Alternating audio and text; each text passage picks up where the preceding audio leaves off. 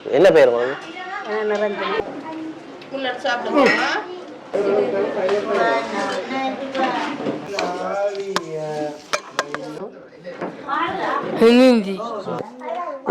பதினாறு வயசு எனக்கு. எப்படி இருக்கீங்க? நல்லா இருக்கேன். வணக்கம். யாழ்ப்பாணத்தை சுதான் இப்போ எங்கே நிற்கிறேன்னு சொன்னால் இலங்கையில் யாழ்ப்பாணத்தில் இந்த வழிக்கிட்டு இப்போ பெரந்தன் பஸ்ஸில் வந்து முல்லைத்தீவு பஸ்ஸில் ஏறி இப்போ வந்து முல்லைத்தீவில் இருக்க சுதந்திரபுரம் தான் எங்களுக்கு கிடைக்கல. ஆனால் சுதந்திரபுரத்துக்கு வந்து நிற்கிறேன். பிரதான வீதின்னு சொல்லலாம். உள்ளுக்கு போனால் சுதந்திரபுரம் எங்களோட ஊர்வலில் ஒவ்வொரு புறங்கள் இருக்கிற மாதிரி இங்கேயும் இருக்குது. இந்த பஸ் ஸ்டாண்டுக்கெலாம் வந்து அங்கே இருக்கிறேன். இதில் ஒரு கிரவுண்ட்ஸ் இருக்குது பாருங்க, விளையாட்டு மைதானம், நிரோயன் விளையாட்டு கழகம்னு சொல்லி சுதந்திரபுரம். அப்போ உடையார் காட்டு போட்டுக்கூடாது அதில். நீங்கள் அங்கே இது வாரீங்க?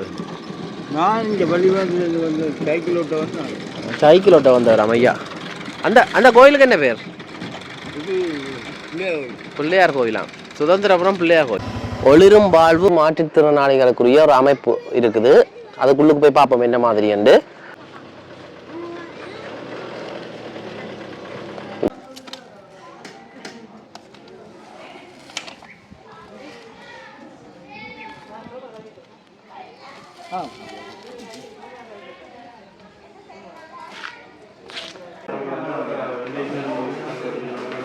பிறந்த நாள் போல இல்லை காங்கஜி, எங்கே கொண்டு போறீங்க? பிறந்த நாள் யாருக்கு?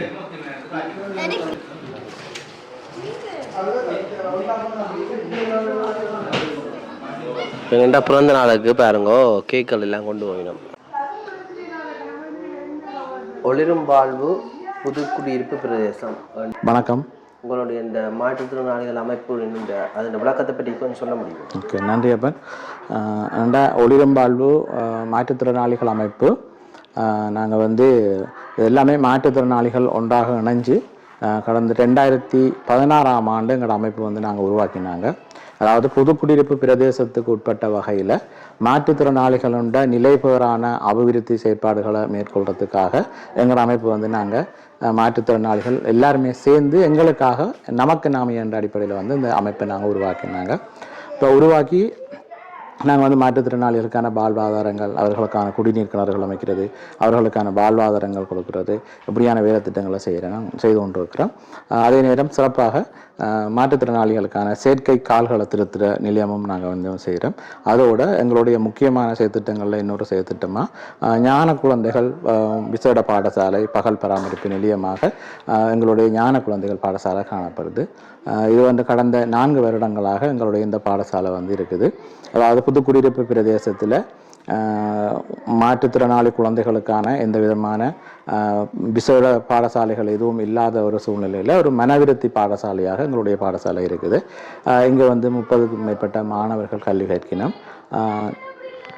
4 ஆசிரியர்கள் வந்து கல்வி கற்பிக்கணும். அதே நேரம் அவர்களுக்கு வந்து இங்கே சமைச்ச உணவில் இருந்து மற்றது உடுப்புறவை வரைக்கும் அவைக்கான அனைத்து உதவிகளையும் நாங்கள் செய்து கொண்டு வரோம். அது வந்து எல்லாருமே தங்களோட வீடுகளில் இருக்கிறார்கள். நாங்கள் அவைக்கு ஒவ்வொரு நாளும் எங்களுடைய வாகனத்தில் பாதுகாப்பாக அவர்களை வீடுகளிலிருந்து அழைத்து கொண்டு வந்து இங்கே கற்றல் கற்பித்தல் செயற்பாடுகள் முடிய காலை உணவு மதிய உணவு எல்லாம் வழங்கி அவர்களை வந்து பாதுகாப்பாக பின்னேறம் வீட்டை கொண்டு சேர்ப்போம். அது வரைக்குமான காலப்பகுதியில் எங்களுடைய கற்றல் கற்பித்தல் செயற்பாடுகள் இங்கே நடக்கும். இது எப்போ ஆரம்பிக்கப்பட்டது? இது ஆரம்பிக்கப்பட்டு சரியாக வந்து 4 வருஷம் ஆகுது. நடக்கும் 4 வருடங்களாக ஒரு பாடசாலை வந்து என்ன நோக்கத்துக்காக இது. அதாவது எங்களுடைய பிரதேசத்தில் இருக்கிற மாற்றுத்திறனாளிகளுக்கு ஒரு நிலையான அபிவிருத்தியை மேற்கொள்ளணும். அது மாற்றுத்திறனாளிகள் தான் மாற்றுத்திறனாளிகளுடைய வலிகளையும் வேதனைகளையும் அவர்களுடைய தேவைகளையும் சரியாக புரிஞ்சு கொள்ள முடியும் என்ற அடிப்படையில் வந்து நாங்கள் இந்த மாற்றுத்திறனாளிகளுக்காக எல்லாருமே நாங்கள் இணைஞ்சு எங்கள் அமைப்பை வந்து உருவாக்கி இருக்கிறோம். இங்கே வந்து இந்த பிள்ளைகளோட பள்ளிக்கூடங்கள் இருக்குது, அதுவும் இந்த மாதிரி. இது வந்து ஒரு விசேட பாடசாலை, அதாவது மன வளர்ச்சி குன்றின மாணவர்களுக்கான ஒரு பாடசாலை. புதுக்குடியிருப்பில் இருந்து விஸ்வமோடு வரைக்குமான பகுதியில இருந்து இந்த பிள்ளைகளை வந்து அழைச்சிடுவாங்க. இங்க படிக்கிறதுக்கு வந்து பணம் இல்லாட்டி இலவசம்? முற்றிலும் இலவசம். மற்றது வந்து சாப்பாடு, தண்ணி, உணவு, காலை உணவு, மதிய உணவு, அவர்களுக்கான சீருடை, அவர்களுக்கான கற்றல் கற்பித்தல் செயற்பாட்டு உபகரணங்கள் எல்லாமே நாங்கள் ஃப்ரீயாக கொடுக்குறோம். அதை விட அவைக்கு தேவையான சுகாதார பொருட்களையும் நாங்கள் தான் கொடுக்குறோம். என்ன நேரத்தில் என்ன நேரம் காலமை இது வந்து காலமைங்கிற பாடசாலை வந்து 8:30 இருந்து பின்னேரம் மதியம் 1 மணி வரைக்கும் எங்களுடைய பாடசாலை இடம்பெறும். மற்றது இந்த பாடசாலைக்கு எத்தனை பேர் வரைக்கும் சேரலாம் சொன்ன இப்போ குறிப்பிட்ட இப்போ எங்கள் பள்ளிக்கூடத்தில் வந்து இப்போ வந்து இருக்கிறார்கள் வந்து 29 பேர் படிக்கணும். எல்லாம் வயசு 32 வயசுக்காரரும் இருக்கணும், 6 வயசுக்காரரும் இருக்கணும். எல்லா கேட்டகரிக்கும் ஏற்ற மாதிரி 4 ஆசிரியர்கள் இருக்கணும். 4 வகையாக அவையை வந்து பிரித்து அதுக்கேற்ற மாதிரி அவைக்கான கற்றல் செயற்பாடுகள் நம்புறோம். சரி. மற்ற இங்கே படிப்பிக்கிற ஆசிரியர்கள் அவைகளுக்கு வந்து சம்பளமா இல்லை? ஆசிரியர்களுக்கு சம்பளம். மற்றபடி வேறு ஏதாவது சொல்ல விரும்புகிறீங்களா? உங்களோட உதவி, அதாவது உங்களுடைய இந்த அமைப்புக்கு ஏதாவது உதவிகள் தேவைப்படுதோ? நிச்சயமாக. என்னென்னா எங்களுடைய இந்த அமைப்பு முற்றுமுழுதாக இயங்கி கொண்டிருக்குன்னு சொன்னால் இதுக்கு கூடுதலாக புலம்பெயர் நாடுகளில் இருக்கிற உறவுகள் என்ற உதவி தான். இந்த அமைப்புக்கான காணி எடுத்ததிலிருந்து இந்த அமைப்பினுடைய கட்டிடங்கள் கட்டினது, அமைப்பினுடைய அன்றாட செயற்பாடுகள், எங்களுடைய மாற்றுத்திறனாளிகளுடைய தேவைகளை பூர்த்தி செய்கிறது வரைக்கும் எல்லாமே புலம்பெயர் நாடுகளில் இருக்கிற எங்களுடைய உறவுகள் தான் இதற்கான கரம் கொடுத்து கொண்டிருக்கிறோம். அவைன்ற இந்த விசேடமாக இந்த விசேட கல்வி பாடசாலையினுடைய செயற்பாடுகள் அவர்கள் நாளாந்தம் தங்களுடைய வீடுகளில் ரொம்ப பிறந்த நாள், நினைவு தினங்கள் மற்றும் அவர்களுடைய திருமண நாட்கள் மற்றும் ஏதும் கொண்டாட்ட நிகழ்வுகள், இவ்வாறான நிகழ்வுகளுக்காக அவை ஒரு நாள் இந்த புள்ளிகளோட சேர்ந்து கொண்டாடுறது முகமாக இல்லாட்டி நினைவு கூறுவதாக அவர்கள் வந்து செய்யணும். அதில் வார நிதியைத்தான் நாங்கள் மிச்சம் பிடிச்சி அவர்களுக்கு உணவு தேவை போக மிகுதி பணத்தில் வந்து அவர்களுக்கான போக்குவரத்து, ஆசிரியர்களுடைய சம்பளம், சமையலாளருடைய சம்பளம், காவலாளியினுடைய சம்பளம், அலுவலக முகாமைத்துவங்கள் எல்லாத்துக்குமாக இதைத்தான் நாங்கள் செலவு செய்து கொண்டிருக்கிறோம். இதுதான் ஒளிரும் வாழ்வுண்ட அலுவலகம் பாருங்க.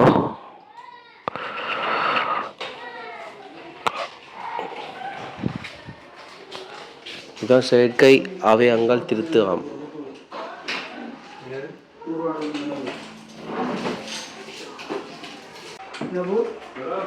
இதில் வேண்ட நிவாரண பணிகள் நடக்க அதுகளையும் வந்து வேலை காட்சிப்படுத்தி இருக்கணும் பாருங்க. கல்வி உதவி திட்டங்கள் பிக்கும் வந்து இருக்கிறாரோ.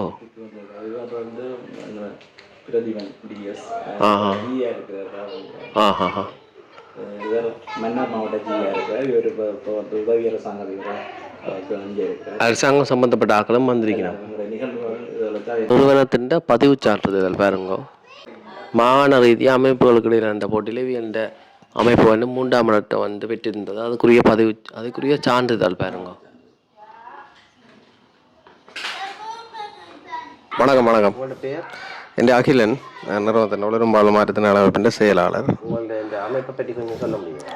நாங்கள் 2016ஆம் ஆண்டு அமைப்பு உருவாக்கப்பட்டாலும் உண்மையில் உங்களுக்கு தெரியும், நடந்த யுத்தத்தால் புதுக்குடியிருப்பு பிரதேசத்தில் வந்து மாற்றுத்திறனாளிகள் அதிகமாக இருந்தார்கள். 950 மாற்றுத்திறனாளிகள் கால் இல்லை, கை இல்லை, பீஸுகள் அடித்து வலிப்போடு அப்படி பலதரப்பட்ட பிள்ளைகள் இருந்த இடத்துல மாற்றுத்திறனாளிகளால் எங்களுக்கு ஒரு சிந்தனை உருவாக்கப்பட்டது. நாங்களே ஒரு அமைப்பை உருவாக்கணுமென்ற ஒரு நோக்கத்தில் 2016ஆம் ஆண்டு மாற்றுத்திறனாளிகளுக்காக உருவாக்கப்பட்ட அமைப்பு நாங்கள் புதுக்குடியிருப்பு பிரதேச செயலகத்தில் பதிவு செய்து இன்று வரையும் ஒரு தன்னார்வ தொண்டு நிறுவனமாக இயங்கி கொண்டிருக்கின்றோம். அதில் எங்களுக்கு ஒரு மில்லும் ஒன்று அமைப்பு கண்டொரு புலம்பெயர் உறவுகளால் அமைக்கப்பட்டு தந்திருக்கின்றது. நாங்கள் அந்த மில்லினூடாக வருமானத்தை ஈட்டுவதற்கு உண்மையில் வந்து எங்களுக்கு அது நாங்கள் அமைக்கப்பட்டதன் நோக்கம் வந்து வெளிநாட்டுக்கு உற்பத்தி எங்கிருந்து ஏற்றுமதி செய்வதென்று. அதுக்கு பிற்பாடு கொரோனா வந்ததால் அந்த விஷயத்தை நாங்கள் செய்ய இல்லாமல் போனதால் இப்போதை நாங்கள் இயங்க வைப்பதற்கு எங்களுக்கு ஒரு நிதிப்பலம் என்பது தேவையாக இருக்குது. ஏன்னா நெல்லை கொள்வனவு செய்வதற்குரிய நிதி தேவையாக இருக்கின்றது.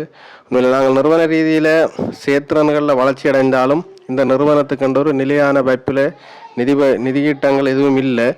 அப்போ நாளாந்தம் நடக்கிற நீத்தா நினைவுகள், புலம்பெயர் உறவுகளின் அன்பளிப்புகளாலேயே இந்த நிறுவனம் இயங்கி கொண்டிருக்கின்றது. எங்களுக்கு ஒரு கணக்கு இருக்கின்றது. அரசாங்கம் வீட்டிலே படுத்த படுக்கையில் அவர்களுக்கான அவன் உணவு கூட மிக்சியில் அடித்து கொடுத்தா தான் சாப்பிடுவீனோம். அப்போ அந்த பிள்ளையிலே நாங்கள் இங்கே ஒருங்கிணைக்கையில் ஒரு துப்பாக்கியத்தில் இருக்கோம். அவைகளுக்குரிய வசதி வாய்ப்புகள் உண்மையில் வேணும். ஆனால் அவைகளுக்குரிய மாதாந்த சிறிய உதவி திட்டத்தை செய்து கொண்டிருக்கின்றோம். எல்லாரும் அப்படி உதவி செய்ய விரும்புவர்கள் உண்மையில் அந்த பிள்ளைகளை நாங்கள் கவனிக்க வேண்டியிருக்கு.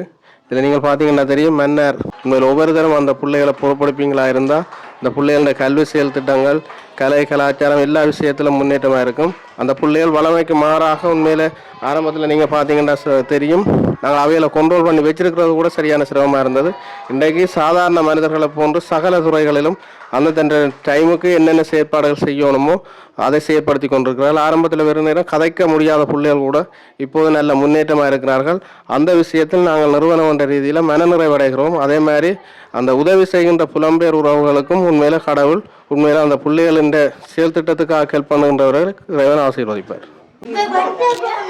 இப்போ என்ன நடந்தது? இப்போ பேர்த்தி அவற்றை பிறந்த நாள் ஆட்ட அவரோ அவற்ற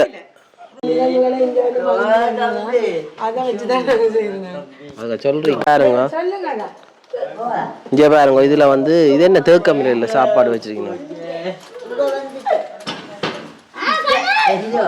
என்னண்டா இது இப்ப என்ன நடந்தது?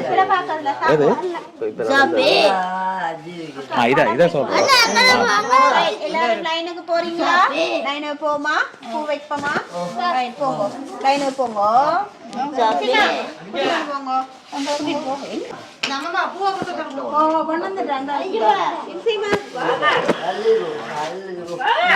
ஓய்,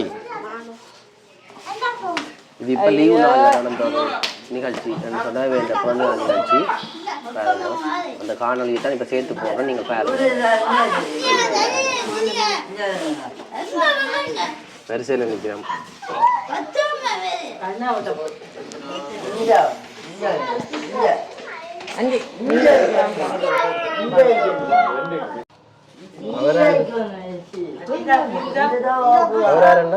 அது இதே வந்து என்னென்னு சொன்னால் அப்படித்தான். இது என்னென்னு சொன்னால் இப்படியான நிகழ்வுகள் தான் எங்களுக்கு கரம் கொடுக்கிறது. ஒன்று இப்படியான நிகழ்வுகளால் தான் எங்கள் உறவுகள் எங்களுக்கு கரம் கொடுக்கிறது. அதாவது அவர்களுடைய ஒரு நீத்தார்த்த ஒரு அவற்ற ஆத்ம சாந்திக்காக இந்த பிள்ளைகளுக்கு சாப்பாடு கொடுக்கறதுனூடாக அவருடைய ஆத்மா சாந்திக்காக வேண்டி அது இன்றைக்கு இங்கே ஒரு சிறப்பு அன்னதானமாக கொடுக்கிறோம். அந்த வகையில் இன்றைக்கு அவர் அவர்கிட்ட கரீஸ்வரன் அவருக்கு வந்து இன்றைக்கு நினைவு நாள். அப்போ அந்த நினைவு நாளில் இன்றைக்கு பிள்ளைகளுக்கு வந்து சிறப்பு அன்னதானம் வழங்கி அதை வந்து அந்த ஆத்ம சாந்திக்காக பிரார்த்தி கொண்டிருக்கிறோம். இப்படித்தான் எங்களுடைய பிள்ளைகள் நிகழ்வுகள், இப்போ நீத்தார் நினைவு தினம் நடக்கும், பிறந்த நாட்கள் நடக்கும், கல்யாண நாட்கள் நடக்கும். அதை இங்கே ஒரு நாள் சாப்பாடாக தருவினோம். இப்போ மரக்கறி சாப்பாடுண்டா 20,000, 30,000, 50,000 அப்படி என்ற அது கேக்கு பிறந்த நாள் சொன்னால் கேக்கு வட்டி செய்கிறது. ஆத்மசாந்தி பிரார்த்தனைக்கு இதுக்கு இதே மாதிரி அவைக்கு படையெல்லாம் படைச்சு ஆத்மசாந்தி பிள்ளைகள் எல்லாம் பூவெல்லாம் போட்டு தேவாரம் பாடி அதை என்ன மன திருப்திக்கு ஏற்ற மாதிரி அந்த விஷயத்தை வந்து நாங்கள் செய்து கொடுப்போம். அதை வீட்டில் எப்படி இந்த ஆத்மா நிறைவேறணும்னு யோசிக்கணுமோ அதே விஷயத்தை நாங்கள் இங்கே அவைக்கு ஏற்ற மாதிரி அந்த பிள்ளைகளுக்கு செய்கிறப்போ இது ஒரு மன திருப்தி, அவைக்கு மன திருப்தி. இது இவோட உறவினர் ஒரு ஆள், இவ வந்து எங்களுக்கு இன்றைக்கு இங்கே சமைக்கிறாம்மா. இவோட உறவினர் தான் மரணமானவர். அவற்றை நினைவாக இன்றைக்கு அவை வந்து இன்றைக்கு வந்து அன்னதான நிகழ்வு செய்யணும். அவவும் இங்கே எங்களுக்கு இங்கே சமையலாளராக இருக்கிறார் இந்த அம்மா வந்து. இப்போ வந்து பூ போட்டு தேவாரம் பாடைக்க பூ போட்டு கும்பிடுவேன்.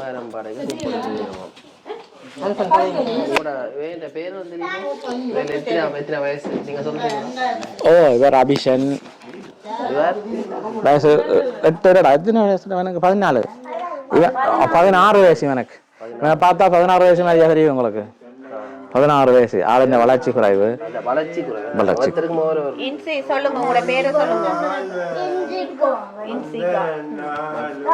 கொடுக்குறேன்.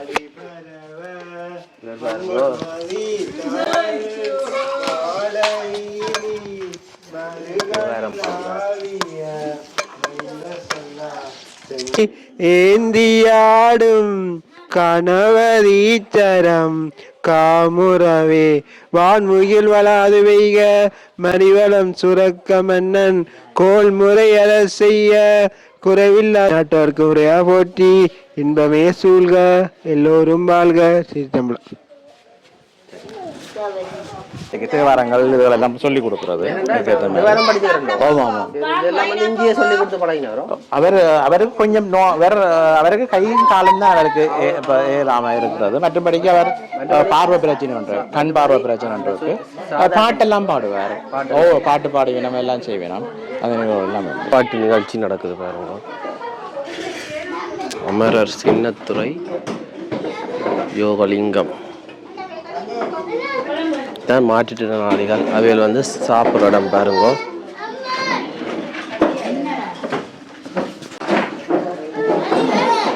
சாப்பிட்றதுக்கு வந்திருக்கணும். அங்கால சமையல் அறை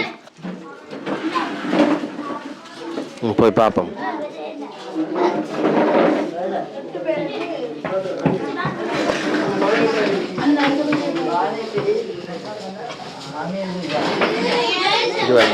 எப்படி இருக்குங்க? நல்லா இருக்கேன். எப்படி இருக்கு இந்த அமைப்பு, இந்த பள்ளிக்கூடம்? நல்லா இருக்கு. எப்படி இருக்குறீங்க? எப்படி இருக்கு இந்த பள்ளிக்கூடம்?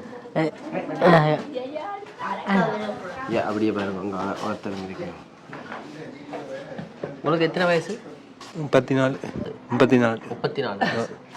இப்போ எப்படி இருக்கு இந்த இடம்? நல்லா இருக்கு. எவ்வளோ காலமாக இங்கே தான் படிக்கிறீங்க? 3 வருஷம். 3 வருஷம். இப்போ எப்படி இருக்குது படிப்பு? நல்லா இருக்கு. திரும்ப ஒரு வயசுக்காரர் தான். பேர் என்ன தம்பி? பெரிய. எப்படி இருக்கு இந்த இடம்? நீங்க எந்த ஊர்? மற்றது இப்போ எவ்வளோ காலமாக இங்கே படிக்கிறீங்க?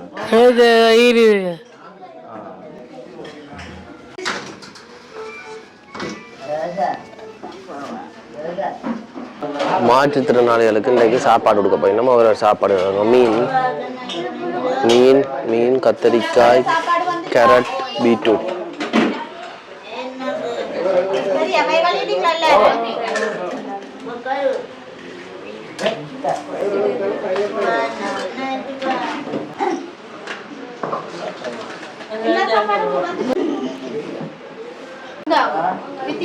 எடுங்க வானதி எடுங்க. இத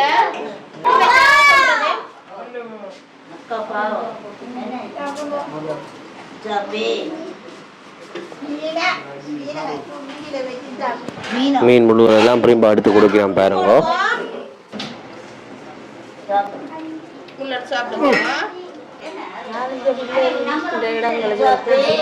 துப்புரா செய்யறது, உதவி செய்யறது சாப்பாடுகளுக்கு. என்ன பேர் இங்கே தானோ? சரி சரி. இந்த அக்கா தான் வந்து இங்கே உதவியாளராக இருக்கிறா. அதாவது துப்புரா பணியிலேருந்து சாப்பிட்றது சாப்பாடு எல்லாத்துக்கும்.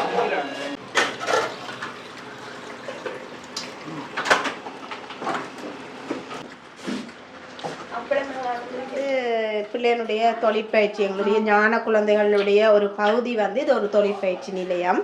இதுக்குள்ள வந்து இதை ரெண்டாக நாங்கள் என்ன செய்கிறோம்னு சொன்னால், ஒன்று பிசியோதெரபியன் மருத்துவமாகவும் தொழிற்பயிற்சியாகவும் பயன்படுத்துகிறோம் இந்த இடத்தை. இந்த இடத்துல வந்து இப்போ எங்களோட பிள்ளைகள் வந்து தாங்களாகவே ஏதாவது ஒன்றை அவர்கள் செய்து விற்று அதை அவர்கள் முன்வர வேண்டும் என்று, அவர்களுடைய தங்களுடைய செலவுக்கு வைக்க வேண்டும் என்ற ஒரு நோக்கத்தோடையும் நாங்கள் இந்த தொழிற்பயிற்சியை செய்து வரோம். இப்போ இதில் செய்திருக்கிற பொருட்கள் அனைத்துமே இவர்கள் செய்தது தான். ஒவ்வொரு நாளைக்கும் ஒவ்வொரு பயிற்சி கொடுக்குறது. இப்போ இன்றைக்கு செய்தது இந்த பூல் நூலில். இது வந்து ஒரு சிக்கோல முன்னுக்கு அந்த வரவேற்பறையில் வச்சு இதுக்கு மேலே எதுவும் வைக்கிறதுக்குரிய பூச்சாடிகள் அதுகள் வைக்கிற மாதிரி நாங்கள் இன்றைக்கி தயார் செய்தனாங்க. இது எங்களோட பிள்ளைகள் இப்போ நாங்கள் சொல்லி கொடுக்க எங்களோட பிள்ளைகள் செய்வாங்க. இப்போ நான் முதல் விலை போனது இந்த சிப்பி தான். என்ன சொன்ன வடிவாக செய்திருந்தாங்க. அதுக்கு இன்னும் பெயிண்ட் பண்ணல. இப்போ நாங்கள் ஒட்டி வச்சுருக்குறாங்க. அதே மாதிரி இப்போ இந்த இப்படி ஒட்டி இதுவும் கொஞ்சம் வேலை முடியலை, இன்னும் செய்து வச்சிருக்கிறாங்க. பட் இந்த பூல் நூலில் இந்த பூ வந்து அவங்களுக்கு நான் சொல்லி கொடுக்குறது அது செய்து இப்படி ஒரு வேலை செய்து வச்சிருக்கிறாங்க. அதே மாதிரி இப்போ வந்து கூடுதலாக வந்து அவங்களுக்கு நல்ல இன்ட்ரெஸ்டோட செய்வாங்க. இப்போ இங்கே வாரவங்க இதை பெற்றுக்கொள்ளலாம். இதெல்லாம் நீங்க நிர்வாகம் பணிப்பாளர் முகாமைத்துவ உதவியாளர்னு சொல்லியிருக்கு பாருங்க. ஏனண்டா இது எல்லாத்தையும் கொண்டு போகிறதுக்கு பஸ் வருது, கொண்டு அவை வேண்டிய வீடுகளில் விடுவினோம்.